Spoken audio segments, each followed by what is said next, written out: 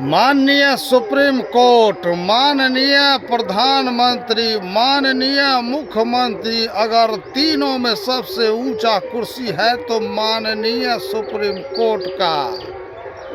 उच्चतम न्यायालय के पद पर बैठने के बाद सबसे बड़ा जिसका प्रमोशन हो जाए वो डिमोशन में आ जाए, यानी कि राज्यपाल बन जाए या राज्यसभा चला जाए। लालच के लिए, पैसे के लिए पहले के जितने सुप्रीम कोर्ट के सुप्रीम जज थे, क्या उन्होंने अपने फैसले के साथ समझौता किया? क्या सत्ता की मलाई खाने के लिए भारत का जो जनमानस है उनके विश्वास को धोखा दिया? चीफ जस्टिस चंद्रचूड़ पक्ष नहीं ले रहे हैं सरकार का, और ना ही उनके दुश्मन है, वो तो सिर्फ न्याय कर रहे हैं। और जब न्याय करते हैं तो सत्ता पक्ष किस तरह से बिलबिला उठती है। आसमान से भी ऊंचा कद रखने वाला प्रधानमंत्री नरेंद्र मोदी बौना साबित हो जाता है। आप लोग किसी को इतना बड़ा कर देते हैं कि नीचे वाला उसे दिखाई नहीं देता। नीचे वाला यानी देश का जनता उसे दिखता ही नहीं है, क्योंकि इतना बड़ा हो जाता है। कोयला ढोने वाला ट्रक आप देखे होंगे, कभी गए होंगे, नहीं देखे तो सोच लीजिए, ट्रैक्टर से उसका 10 गुना बड़ा चक्का होता है। और कोयला ढोने वाला ट्रक को 20 फीट से भी ज़्यादा दूरी तक आदमी नहीं दिखता है, उसका ड्राइवर पीछे रहता है। तो 20 फीट से ज़्यादा दूरी वहाँ हम लोग को बताया गया था कि आप लोग 50 फीट तक इसको दिखाई नहीं देता है, 50 फीट तक हट के रहिएगा, गाड़ी देख लीजिएगा कि 50 फीट या उससे पहले ही आप लोग इधर उधर भाग जाइएगा, सामने मत आइएगा। इसको दिखाई नहीं देता है, चक्का बड़ा है और ड्राइवर पीछे बैठता है। यही हाल देश के प्रधानमंत्री का, आम जनता उसे दिखाई नहीं देता। तो जब सुप्रीम कोर्ट उसकी असल औकात बताता है तब वो जागता है, अरे कोई है। मैंने तो सोचा था कि कोई नहीं है माई का लाल देश में, ये कहां से उगाया। तो हर एक चीज को मैनेज करते करते, लेकिन ये जस्टिस जो है DY चंद्रचूड़ हिला दिया। 56 इंच का सीना है, माथे पे पसीना है। सुप्रीम कोर्ट का सुप्रीम जब से डटने लगा, देख के मंजर साहब जी का फटने लगा। ये स्थिति है। एक है योगी बाबा, 64 मुकदमा साधु संत पर होती है क्या? 64 मुकदमा, 1-2 मुकदमे में आपको कोई फंसा दे, लेकिन 64 मुकदमा समझने की बात है। पूरा इतिहास में अगर देख लेंगे तो कोई बाबा, कोई साधु किसी को उजाड़ता नहीं है, बसा देता है मठ मंदिर के जमीन में, लेकिन उजाड़ता नहीं है।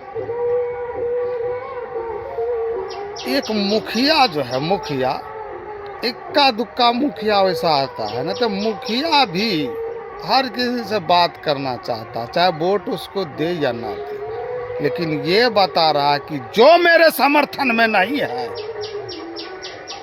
उसको जमी दोष कर दिया जाए, हस्ती मिटा दिया जाए उसका। पहले तो ऐसी राजनीतिक नहीं थी। अब ये नफरत वाली जो राजनीति आ गई है, राम में राज्य की, राम राज की स्थिति जो आई है, क्या राम इनसे मेल खाते हैं? ईमानदारी से बताइएगा, अंधभक्ति मत कीजिएगा। भारत में तमाम बड़े बूचड़ खाने हिंदुओं के नाम से, गूगल पे सर्च कर लीजिएगा। सबसे ज़्यादा बीफ सप्लाई करने वाला सब हिंदू है और ज़्यादातर आरएसएस संगठन के लोग हैं। और मोनू मानेसर, हथियार उनको मुहैया कौन कराता है, कौन उनको ताकत देता है, किसके सह पर इतना लूट पटाक, चोरी डकैती और मर्डर वो करता है? कहाँ से फंडिंग आता है? उस फंडिंग को जांच कीजिए। असली अपराधी मोनू मानेसर नहीं है, अपराधी है वो लोग जो उसको फंड देते हैं, पैसा देते हैं, वो है असली अपराधी। तह तक जाइए। कब तक आप छोटे छोटे करची को, ये देख रहे हैं बांस में करची है, करची को पांगना नहीं है। एक बांस को काट लेने से ही बस मिट्टी खत्म नहीं हो जाएगा। जो बुलडोजर बाबा का है, उसी ढंग का कोई बुलडोजर आए और जो भी है, जो इनको फंड देती है गौ रक्षक दल वाले को, उसको पकड़ा जाए, जांच किया जाए। आरएसएस है कि विश्व हिंदू परिषद है, कौन देता है इनको फंड? योगी आदित्यनाथ एक कवित्री, हाँ कविता कहती है, उनसे डर जाती है नेहा राठौर से। क्या लोग अब कविता और गाना भी बनाना छोड़ दें और चाटुकारिता पर उतर आए, सब आपका महिमा मंडन करें? क्या यही लोकतंत्र है? क्या यही बात अब होना चाहिए? देश में यही स्थिति बन गई है। नेपाल का प्रधानमंत्री को देखिए, वो कहीं जाते हैं तो कैमरा लेके नहीं जाते, वो भी पशुपतिनाथ के मंदिर में जाते हैं, लेकिन ये बताना चाहते हैं कि मंदिर में आकर के मोदी जी भगवान पे कृपा कर रहे हैं। भगवान भी धन्य हो गए कि मोदी जी हमारे द्वार आए हैं, भगवान से ऊंचा बता रहे हैं। और एक वो है जो ठाकुर की पूजा करते हैं, ब्राह्मण, कहते हैं राम क्षत्रिय जात में पैदा हुए थे, लेकिन लेवल में ये आगे रखेंगे खुद को, इकोनॉमी वीकर सेक्शन में ये सारा लाभ अकेले खा जाएंगे और जाति के लिस्ट में ये ऊपर रहेंगे कि भाई हम ब्राह्मण हैं, हम ऊंचा है। ऊंचा हो तो फिर वो ठाकुर का पूजा क्यों कर रहे हो क्षत्रिय को? क्या दिमाग है लोग के पास। खैर छोड़िए। तो नरेंद्र मोदी अब ऐसा विकट परिस्थिति खड़ा कर दिए हैं कि लोग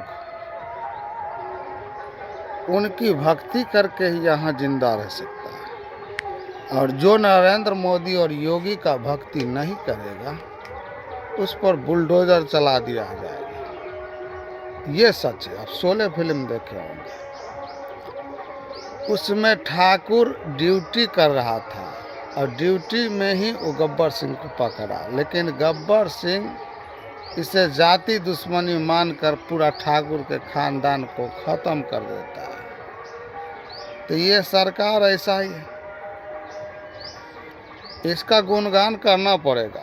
गुणगान करोगे तो राज्यपाल बना देंगे, राज्यसभा भेज देंगे। जैसे कातिया कहता था कि हमारे साथ रहोगे, नाम होगा, रुपया पैसा मिलेगा, लोग डरेंगे तुमसे, इनाम मिलेगा तुमको। तो यही बात है। सरकार का गुणगान करते रहिए, राज्यसभा जाते रहिए, राज्यपाल बनते रहिए। इनके विरुद्ध अगर बोलेंगे तो फिर ये कुछ भी करवा सकते हैं। लेकिन DY चंद्रचूड़ वो डरते नहीं, उनके DNA में ईमानदारी है।